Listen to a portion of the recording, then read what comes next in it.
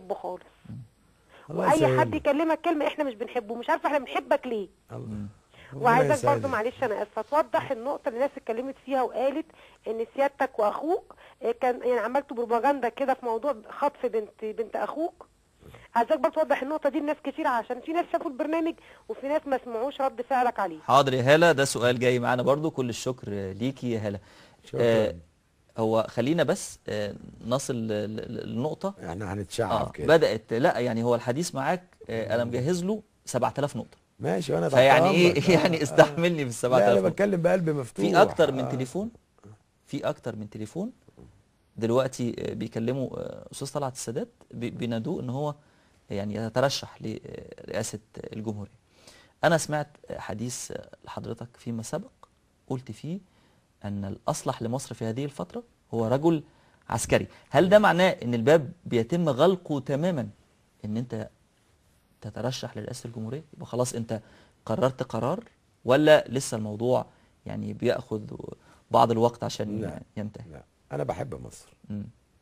واللي بيحب مصر يدور على مصلحة مصر، ما يدورش على نفسه، ما يفكرش ان هو يحقق حاجة ذاتية. مصر دي انا زي ما قلت قبل كده دي معشوقتي، دي حبيبتي.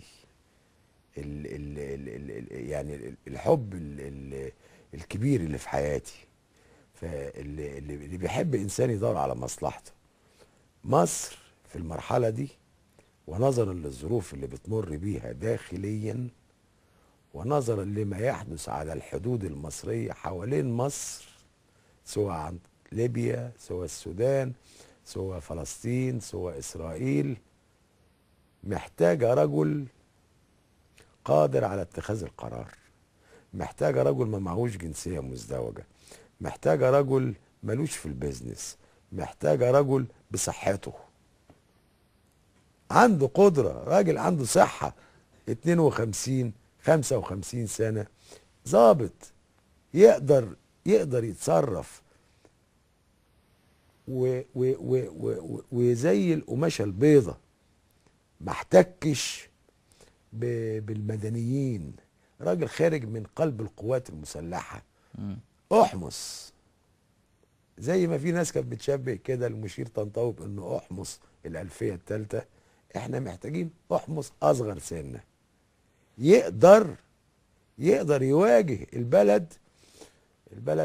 في ناس عاوزة تفجرها، في ناس عاوزة، في دول من مصلحتها ان مصر تخلص خالص.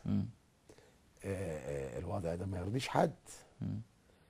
احنا عاوزين مصر تقف على حيلها في اسرع وقت ممكن. فالحل من وجهة نظرك انه يكون يعني عسكري. رجل عسكري الاربع سنين الاولانيين عبال ما نعدي المحنة اللي احنا فيها، وبعد كده يا سيدي هات اللي انت عاوز تجيبه. طيب. تكون الامور استقرت. تجيبه بدقن، تجيبه من غير دقن. ما هو الخوف ان بعد الاربع سنين دول برضو نستمر فيما يعني ظللنا عليه بعد 52. لا يستمر الحكم. الاوضاع اتغيرت. الاوضاع اتغيرت. ما عادش زعامة جمال عبد الناصر، ما عادتش زعامة انور السادات، ما عادتش. ما عادش الكلام ده بعد اللي حصل مع رئيس الجمهورية السابق محمد حسني مبارك. انا ما اعتقدش ان الكلام ده بقى موجود. خلاص الشعب اتفطم. الشعب اتفطم، ما عادش الكلام اللي طيب بتاع زمان. احنا هناخد استاذه زينب من المنصوره ومش عارف ايه موضوع المكالمات النسائيه الكتير دي. طب ناخدها وبعد كده في رسائل كتير قوي لحضرتك خاصه بالحزب وخاصه بيك، بس بعد ما ناخد استاذه زينب. اهلا بيكي. اهلا بيك. السلام عليكم. عليكم السلام ورحمه الله وبركاته. عايزه بس اوجه كلمه بسيطه جدا جدا للاستاذ طلعت. احنا بنحبك قوي قوي قوي قوي، ونتمنى فعلا فعلا ان حضرتك تمسك الرئاسه، لان بصراحه ربنا احنا شايفين كل حاجه حلوه فيه، شايفين يعني الخير، شايفين ان ولادنا يعني على ايديك هيبقوا اسعد شباب.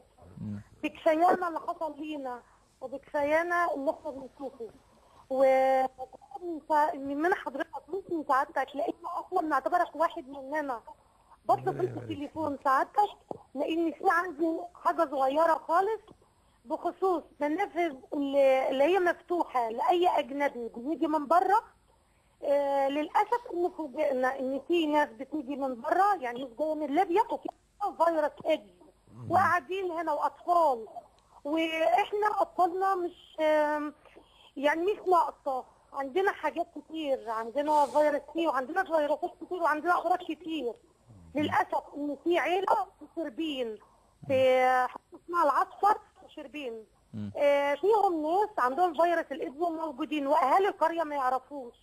طيب أنا بسمع في القناة استاذه زينب، بسمع. انا هستاذنك، هتسيبي رقمك في الكنترول، هنكلمك أيوة. احنا نعرف تفاصيل الموضوع بشكل كامل، واعتقد ان هم كمان هيدوكي رقم استاذ طلعت. كل الشكر ليكي يا استاذه زينب عشان نعرف الموضوع بالتفصيل. يعني في حد بعت لنا SMS بيقول انه عايز شعار حزب مصر القومي يبقى الاتحاد والنظام والعمل، وبيقول ان هو بيحب السادات، اسمه عبد الهادي الدسوقي من اسكندريه.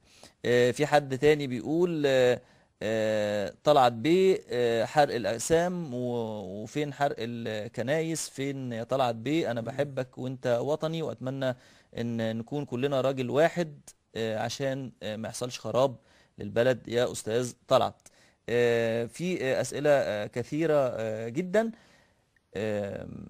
خوفهم من الحزب الوطني، حد بقى بيقول الله استاذ يرحمه بقى الحزب طلعت الوطني. السادات هم خايفين من الحزب الوطني، الله يرحمه. واسئله اخرى كتير، بس ده هياخدني لسؤال اخر اهم. خليني اتكلم شويه باسلوب استاذ طلعت السادات البسيط جدا، وفي نفس الوقت اللي بيوصل المعلومه. اتفضل. انت عارف ان ليك شعبيه بين المصريين كبيره جدا، ليه مصداقيه، وليك مصداقيه عند الناس كبيره جدا. في ناس شايفه من محبين، خليني أتكلم عن محبين طلعت السادات، في ناس منهم شايفين أن ما كانش يجب على الأستاذ طلعت السادات بكل هذه الشعبية أنه يوافق على توليه رئاسة الحزب الوطني في وقت من الأوقات، لأنه المصريين بيحملوا له قدر معين من الحب، وبيحملوا نفس القدر المعين من البغض والكراهية للحزب الوطني خلال حوالي 30 سنة فاتت. فناس واخده على خاطرها من الاستاذ طلعت السادات من هذا، وايضا شايفين انه في حاله تاسيس استاذ طلعت السادات بهذه الخبره والتاريخ السياسي لحزب، شايفين برضو او معترضين انه يضم في هذا الحزب يعني رموز كثيره كانت في الحزب الوطني واعضاء سابقين في الحزب الوطني. انا بقول لك رد على محبيك، مش المعترضين او الاعداء، لا، المحبين اللي شايفين ان ده ممكن يكون قلل شويه من حب هذه الجموع للاستاذ طلعت السادات. ببساطه شديده انا قلتها لك زي ما هي، وزي ما هي في قلوب الناس اللي بتحبك. لا شوف، انا هقول لحضرتك حاجه، وارجو ان الساده المشاهدين يفكروا زي حالاتي. ليه؟ انا ماليش مصلحه في حاجه ابدا، مش طمعان في حاجه ابدا، الا ودي امنيه من الله سبحانه وتعالى، بطلبها من ربنا سبحانه وتعالى، ان يذكر اسمي في كتاب التاريخ في سطر. لكن لا انا باحث عن نفوذ ولا باحث عن مال. جميل. لا دي ولا دي، والا كان زماني مشيت مع الجماعه اللي في طوره دلوقتي، كنت مشيت معاهم. ما هو ده الغريب شويه. ما مشيتش معاهم ليه؟ ما قبلتش بيهم ليه؟ ورفضتهم ليه؟ وعرضتهم ليه؟ لاني مانيش باحث عن مال، مش باحث عن الفلوس، مش عاوز، مش حابب ان يتقال ان انا عندي فلوس، مش عاوز نفوذ، مش عاوز. انا عاوز سطر، كلمتين في سطر في كتاب التاريخ.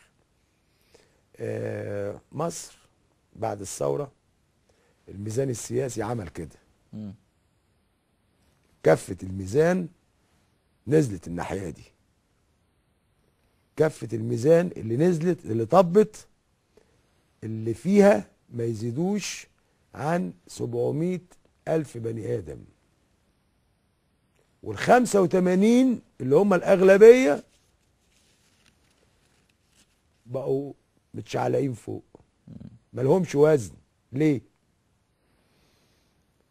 الكفه اللي طبت فيها نوعين من الناس، نوع معاهم مليارات فلوس بعبط فلوس ما تفهمش دي ممكن تتصرف ازاي. اللي هم مين الكفه اللي طبت؟ اللي هي الناس اللي عملت مليارات في زمن حسني مبارك، والنهارده عاوزين يحموا المليارات بتاعتهم، يقوموا يعملوا احزاب، يقوموا يعملوا تشكيلات. التشكيلات دي عشان يحموا فلوسهم، مش عشان يحموا شعب مصر ولا مكاسب الثوره ولا الكلام ده خالص. زائد الجماعه المنظمين اللي هم الاخوان المسلمين. طب دول احنا عارفين الاخوان المسلمين لما بنتكلم عن جماعه معروفه ومعروف قيادتها ومعروف اهدافها، لكن زي مين دخل العمل السياسي واستاذ طلعت شايف ان دخوله يعني العمل السياسي بدون ما اقول لك اساميهم بقى، لكن يعني شايف ان هم دلوقتي بيأسسوا مثلا احزاب وبيعملوا بيدفعوا 100 جنيه في التوكيل. 100 جنيه؟ ايوه التوكيل بيتعمل ب 11 جنيه، هم بيدفعوا 100 جنيه. طب ما تقول لي على عنوانهم دول يا استاذ طلعت. عاوز اقول انه الناس دي هي النهارده اللي ماشيه وهي اللي صوتها عالي، زائد اخواننا المنافقين. دي الكفه اللي طبه. انا لما قبلت والجماعه جولي بتوع الحزب الوطني قلت لهم انا نمره واحد اغير اسمه، بدل الوطني الديمقراطي يبقى الوطني الجديد. قالوا لي ماشي، واي اسم تاني انت عاوزه ماشي. قلت لهم لا انا هخليه كده. قلت لهم نمره 2 انا هطهره تماما. قالوا لي ماشي. بناء عليه تم اعداد قائمه من 60 اسم، خدت قرار بفصلهم. جميل. وكان هلم جره بقى، لان برضو وانا قاعد في وسطهم جالي واحد في ودني قال لي خد بالك الجماعه دول عاوزين يعدوا بيك المرحله دي وبعد كده هياكلوك. فانا قلت بقى ايه، افطر بيهم قبل ما يتغدوا بيا. التساؤلات اللي بيسالها الناس بتجيلك يعني واصله لك؟ لا في ناس ولاد حلال، ناس خايفين عليا. في حد من المستبعدين او اللي كنت مقرر استبعادهم يعني شديد الصله بيك؟ لا شديد القرابه؟ انا ما اعرفهمش اساسا خالص. انا ما اعرفش حد منهم. ولا انا عمري كنت عضو في الحزب الوطني، ولا عمري كنت انا صاحب حد منهم. ليك اخ عضو اصيل في الحزب الوطني؟ ما كانش من المستبعدين؟ لا انا ليا اكتر من اخ. ليا اكتر من اخ اعضاء في الحزب الوطني. الاخ اللي سبت له الدايره عشان يترشح فيها؟ لا مش سبت له الدايره، اصل يعني عشان تقول سبت له الدايره يبقى هي كانت في ايدي وانا قلت له خد. لا كنت النائب عنها وقررت طواعية انك ما تنزلش. انا ما نزلتش يعني في الانتخابات خالص. ما هو قررت طواعية انك ما تنزلش. انا شايف الريح. انا شايف بدليل ان ما فيش ولا واحد معارض نجح في مجلس الشعب، ولا واحد. هات لي واحد. ما فيش. هي ده المجلس ده كان شغلته يورث الحكم لجمال مبارك، دوره كده. فغير مسموح لحد ينجح، غير مسموح. والا هات لي واحد قول لي فلان الفلاني نجح، فلان الفلاني ما رضيش يسيب الدايره ووقف وحارب ونجح. لا ممكن اعد لك اللي ما نجحوش. كله ما نجحش، كله ما نجحش. اذا العمليه مش عمليه كان في ايدي حاجه وسبتها، لا ما كانش في ايدي. والناس اهل دايرتي رغم حبهم ليا وحبي ليهم ما يملكوش، لان السنه دي بتتعبى. يعني كده كنت عارف الدنيا رايحه فين. انا راجل بقرا البعيده ومش هقعد اضحك على نفسي واضحك على الناس. في مثل عندنا في مصر بيقول لك لو جالك الغصب خده برضا باين او حاجه زي كده، يعني لو في شيء اقوى منك خلاص يعني اعمله وانت مرتاح او خده بجميله يعني. فقلت تعملها جميله للاستاذ مش جميله عفت. لا انا في الاول وفي الاخر يهمني ايه؟ مصلحه الدايره عندي. خلينا صراحه. انا دايرتي شأنها شأن اي دايره في مصر، محتاجه طرق، محتاجه صرف صحي، محتاجه كهرباء، محتاجه ميه، محتاجه تعيينات للاولاد العاطلين، محتاجه مساعدات للناس، محتاج حاجات كتير جدا. مين هيعمل لي الحاجات دي؟ اقدر واحد ممكن يعملها لي واحد زي الدكتور عفت. ليه؟ هو عاوز يعمل حاجه، هو حابب انه يعمل حاجه. طيب ومادام جاي راكب، طب خلاص ورينا يا عم، اشجعه، اوري له ايه اللي يتعمل، انصحه باعتباري اخ اكبر وبحب الناس.